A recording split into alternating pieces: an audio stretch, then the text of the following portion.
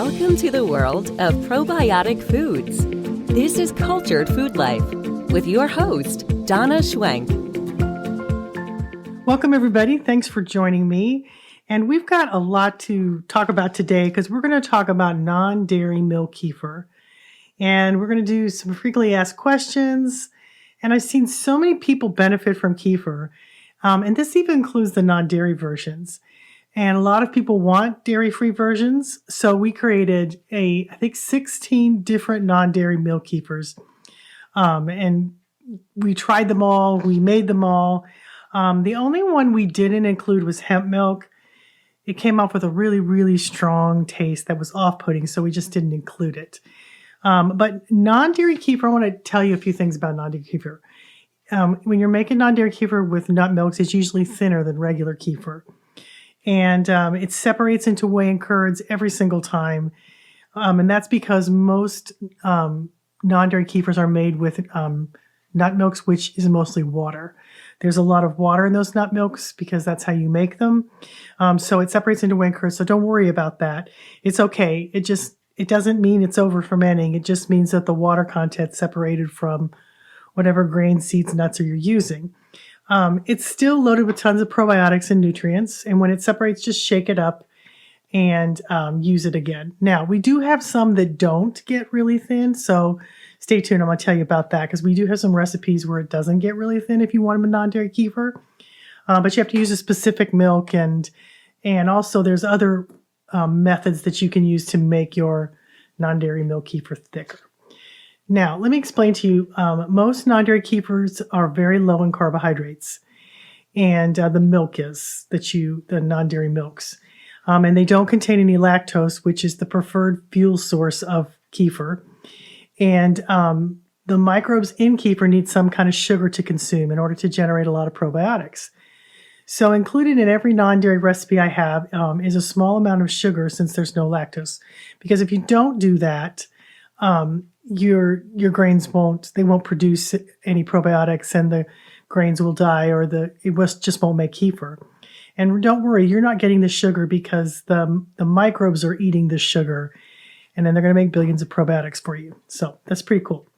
So let me tell you the different types of non-dairy milk kefirs you can make. And we have a lot to choose from. And I'm going to link this description below so you can go to each of the recipes and pick the one that most interests you. And remember, nuts and seeds are prebiotics for your bacteria. So what they do is they make your good bacteria grow like crazy, which is a good thing. So nut milks are good. Okay, the first one we have is almond milk kefir. Almonds are great. They protect against insulin and blood sugar issues. They're loaded with magnesium. And magnesium is used in over 300 properties in the body. So almond milk kefir is a really good milk that you can use to make kefir. The second one we have is like a nut kefir that's thick like yogurt. And this uses a particular type of nut milk made from cashews and almonds that has a pea protein added, has a protein in it. And so the result is a thick Greek-like yogurt. And I will link that below. I think Ripple Milk makes one of these types of milk and it has protein in it. And it helps to make your kefir thicker if you want it. And I will link that so you can go take a look at the different types. There was another type made by Silk, but I think they discontinued that. So I don't think that one's around any longer, but we have other ones that you can check out. But that does make a thick kefir, whereas these other ones don't do it as well. There's a cashew kefir. Cashew milk kefir is really delicious. Cashews are ripe in polycyanates, a class of flavonoids that help do special things in the body. And there's actually some research that shows that these types of flavonoids starve off tumors and stop cancer cells from dividing. And that is a special thing that cashews have. And we'll link that, how to make cashew kefir, below. Now, coconut kefir is another one. That's probably one of my favorites and the one I've seen people get the most benefits from when they're doing non-dairy kefir. It has many, many healing properties. I love the taste. And if you use coconut milk from a can, you get really thick kefir, which you can make coconut kefir cheese with, which is really good. You can't do it with the coconut milks from the store that are thin, but you can do it if you make your coconut kefir with canned milk that has all the fat in it. And that's a really delicious one. And I have seen a lot of people get a lot of benefits from that one. Now, walnut milk kefir is delicious, and walnuts have such unique and powerful antioxidants that are available in only a very few common foods, and walnuts is one of them. They include things like junglone and the tannin telemigrandin and the flavonoid morin, and those walnuts contain rare antioxidants that will help improve reproduction function in men and women. They help with weight control. They have heart protective qualities, and walnuts do a lot in the body. They've got special fats in them that help you, and they're heart protective. And I eat walnuts a lot. I love them. And I love a walnut milk kefir is really quite delicious. It kind of has a nutty flavor that really is a little different than some of the other nut milks that I really, really like. Okay, now the next one we have is oatmeal kefir. Oats are very specific prebiotic fiber called beta-glucan, which is really, really important for the body. It's a fiber that's known to help lower bad cholesterol, feed the good bacteria, and make these good bacteria grow. Now, not all oats are created the same. When you get to highly processed oats, they don't have the same properties that the ones that are raw or the steel-cut oats. Those are the ones that have all of the ability to lower cholesterol and feed the good bacteria. But once you really refine them and make the quick oats, that they have in the stores, those aren't as good for you because they've been highly processed. And that's true with a lot of things. There's a lot of really good foods out there, but once they've been overly processed, then they're not as good for you. So the good thing is oat kefir is made not with cooked oats, it's just made with the raw oats. And so you get all the benefits in oat milk kefir that you would if you use oats that aren't highly processed to make your kefir. So it's a wonderful way, and it's also raw, so that protects it too. And that does make really good kefir.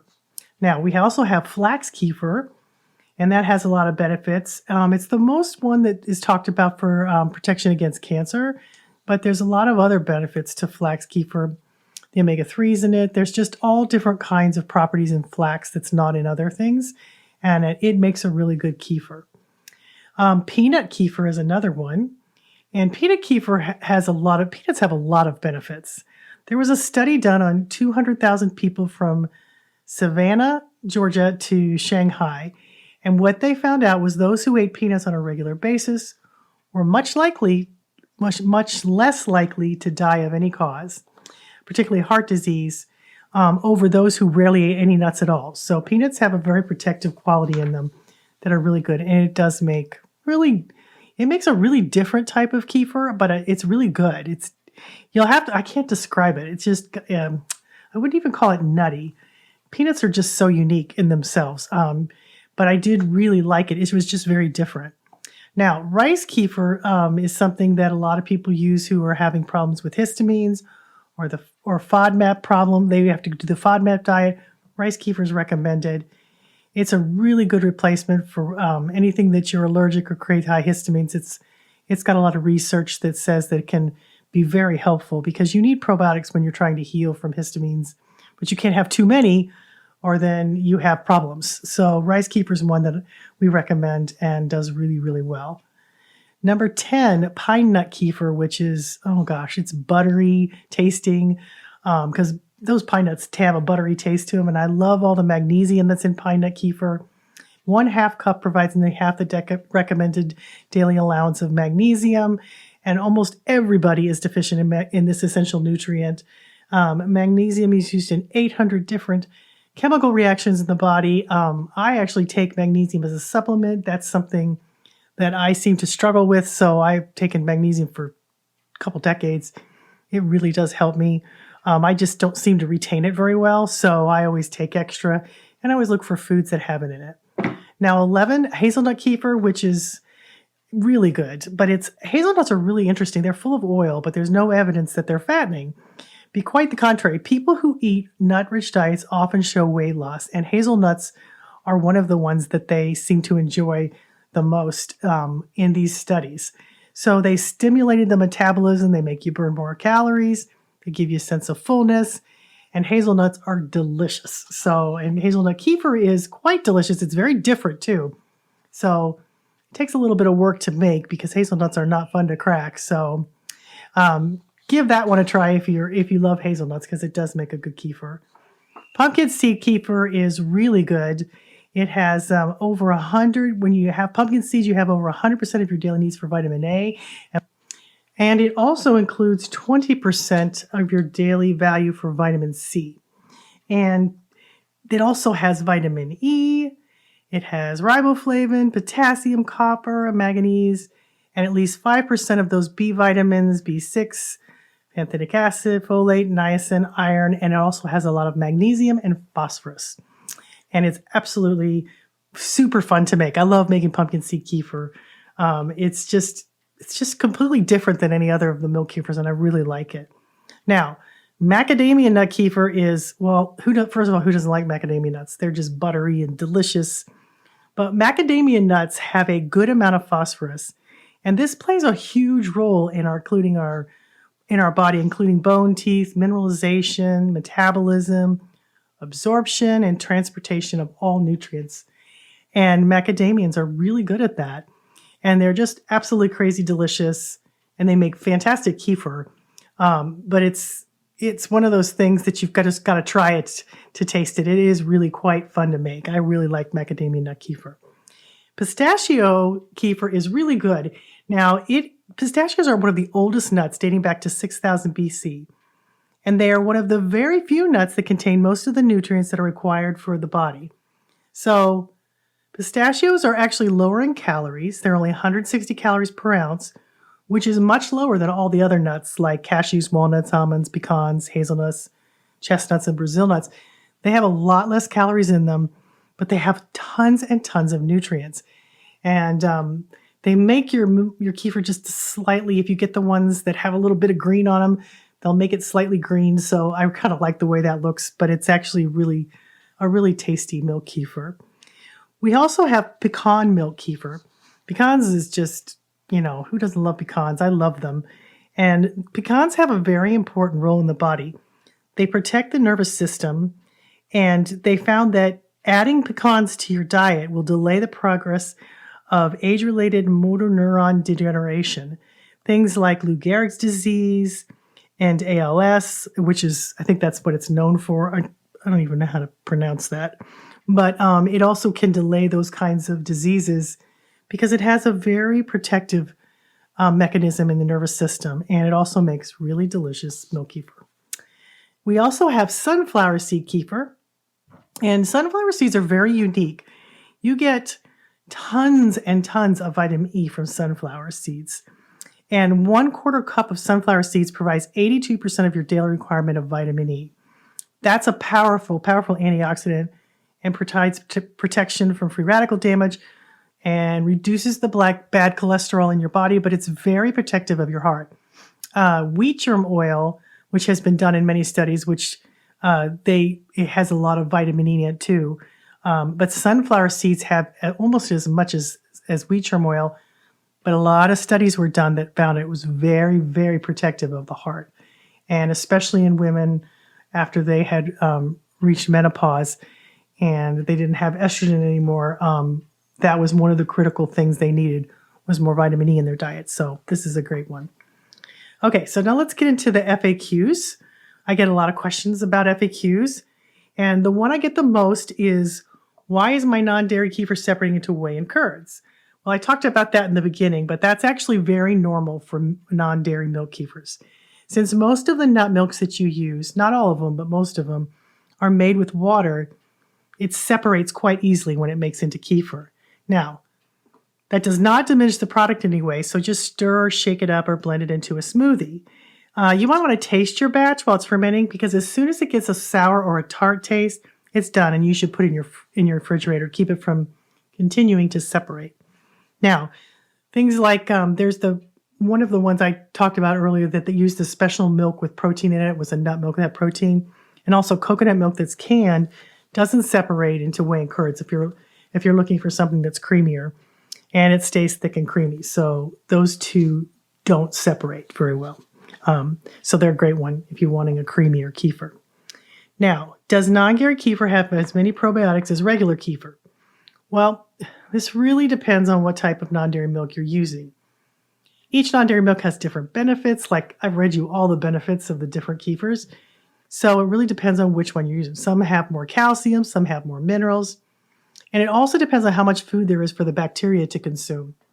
So we would have to test all of these 16 different non-dairy milk kefirs, which would be very expensive to do to see how many probiotics are in each milk. But it would be very expensive. And so we have seen a great many people heal their guts on non-dairy milk kefirs. And many, many, many of those people are no longer allergic to dairy and can have both types of kefir. And I have seen that for the last 20 years across the board. Once you fix your gut, a lot of food allergies are caused by missing bacteria in the gut. And that's not me just saying that. There are labs all over the world that are discovering this. There are different types of bacteria, especially Bifido's missing, Clostridium, that was another one that's missing. And once you restore those, your food allergies go away. And so if you can't handle the dairy milks, try the non-dairy, see if it fixes your gut, and don't be surprised if you can wind up having a lot of foods that before you were allergic to. Now, does non-dairy kefir ferment faster? Okay, generally speaking, non-dairy kefir does ferment faster than regular cow's milk. So regular cow's milk is usually 24 hours. Non-dairy is usually 18 to 24 hours, but it really depends on the temperature in your home, how cold your home is, what kind of culture you're using, if you're using grains or if you're using a powder or easy kefir package. If you use a lot of grains, your kefir will ferment faster if you have a bunch of grains in there. So it's best to really taste your kefir. It's sour tart, then it's done. That's how you'll be able to know, regardless of how long it's been fermenting. And if your home's really warm, it can do it really fast. So you really need to taste it. The most important thing to realize is that once the sugars are gone, the bacteria has eaten the food out of the milk and it's time to refrigerate. So longer fermenting times will result in fewer probiotics as the bacteria run out of foods to consume. So longer is not better. Okay, question number 3. My kefir grains aren't growing. Okay, so kefir grains don't grow as much in nut milk kefirs. Sometimes they don't grow at all. They don't really like it because they like lactose. They like the lactose in milk. But sometimes they don't grow, sometimes they do a little. But that being said, they still make good kefir. And I have seen people grow and multiply their kefir grains using date paste. It's a type of sugar. They put a teaspoon in every quart because most of the nut milks don't have sugar. So date paste seems to be the preferred non-dairy sugar that kefir grains like. Most nut milks don't have very many carbohydrates, and you can't, some of them only have 3 carbohydrates, and you need at least 8 to 11 per cup carbohydrates for your kefir grains or the culture to have something to eat. So that is the thing that you need. That's why your milk kefir grains may not be growing, because their preferred food source is lactose. But that being said, some people do grow their grains in non-dairy kefir. So it really depends on what you're feeding it, but I recommend date paste, which is just dates ground into a paste. And I have that on the description below on how to make it if you want to make it. But non-dairy milk kefirs do like that, and the kefir grains like it. Okay, so then that goes into the next question. Do I need to add extra food for non-dairy kefirs? Like I said before, they like lactose. They need some sugar to consume, so date paste is great. And if it doesn't have, if it has 3 carbohydrates in your milk, you're going to have to add something. If it has 8 to 11, you don't need to add any sugar. And I have this on every single recipe explaining it. But you have to give them something to eat or they won't make probiotics and they'll just die. So that's the one thing you need to be aware of when you're making non-dairy kefir. Okay, so my non-dairy kefir is very thin is the next question. And that's just normal. That's the way it is because, again, it's made with a lot of water. The nut milks are made with a lot of water. And it's okay. It doesn't mean it's over fermenting. It just from the water content separating from the grain seeds or whatever is in there.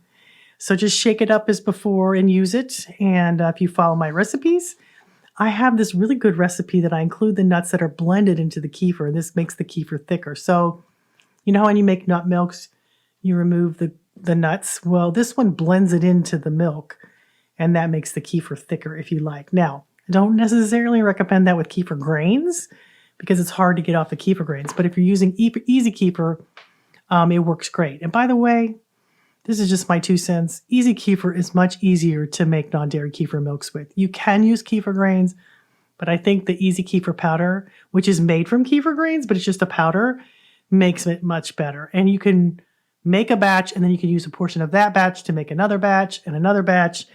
And it's just a whole lot easier than trying to get all that stuff off of your grains. If you're making Oatmeal Kefirs, sometimes I'll blend up the seeds to make the kefir thicker. Then trying to get off the grains is next to impossible. So I recommend Easy Kefir because it works really good. So, and I also have a thick like yogurt nut kefir that you can try that recipe, and it works really good to make it thick and creamy.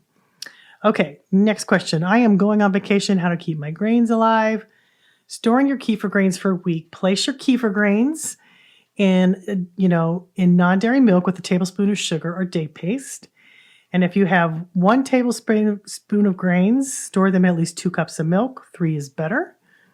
And I like to make sure they have plenty of food to eat, which, a teaspoon of sugar or date paste. And if you have more grains, let's say you have 2 tablespoons of grains, double the milk to 4 cups and then give them 2 teaspoons of sugar. And this will last for 1 week. When you return home, strain off the milk and the grains were resting in and discard it. And you can drink it. It's not going to hurt you, but it's not really kefir, but you can give it to your pets or drink it. Doesn't really matter. And when you take them out of the fridge, they're going to be slower to make kefir. Here's the deal. They don't really like being in the fridge. It slows them down. It makes them sluggish. And if you do it too much, they'll start to eat each other because they don't like it. And so, I don't recommend keeping your kefir grains in the fridge very often. If you have to, that's fine. It's not going to hurt you when you go on vacation. But for the most part, sticking them in the fridge a lot is going to diminish them quite significantly and could even make them disappear because we have seen that, especially in non-dairy milks. Now, if you're going to be gone for longer, you can actually freeze them. You store them in some non-dairy milk with some sugar in there and store in a glass or food-grade plastic jar with a lid and place it in the freezer. Leave your lid loose until it freezes, and then you can tighten it down. You can store them for a month like this, but they will diminish. I just took some of mine out of the freezer because we're starting to run out of kefir grains because we're selling so many, and they're usually diminished by half if they've been in there for half a year or 3 or 4 months. It does take them a while to wake up, but after about a week of feeding them every day, they wake up and start growing and multiplying. Well, they'll start growing and multiplying before that, but they just don't like being frozen, and they don't like doing it very often. So I don't recommend this more than once or twice a year because it does diminish the bacteria in them. Freezing and thawing them continuously can diminish or kill them. So, once or twice a year is fine, but just don't do it too often.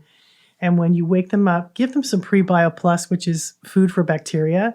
It's also food for you, but that really, really helps them when they've come out of the freezer or they've come out of the fridge for a long time. They'll need some extra food. They'll get really full and get plump and fat. They won't multiply quite as fast, but it'll take them a couple days. Once they eat that, then they'll start growing better and they'll make a big difference in how they perform. These little live grains, they have like a mind of their own. And believe me, I've tried to control them, but they control me. That's what I've discovered.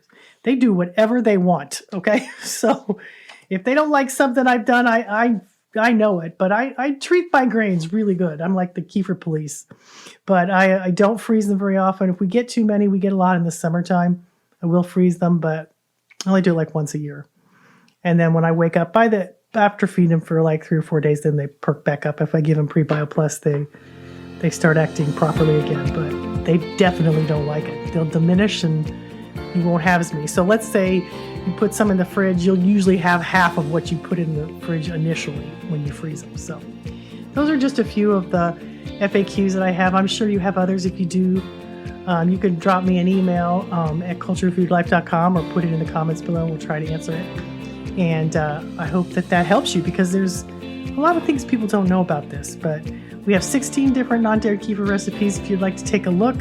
And I'll also put that in the link description below. But thanks for listening, guys. I hope this helps you, and you guys have a great week, and we will see you next week.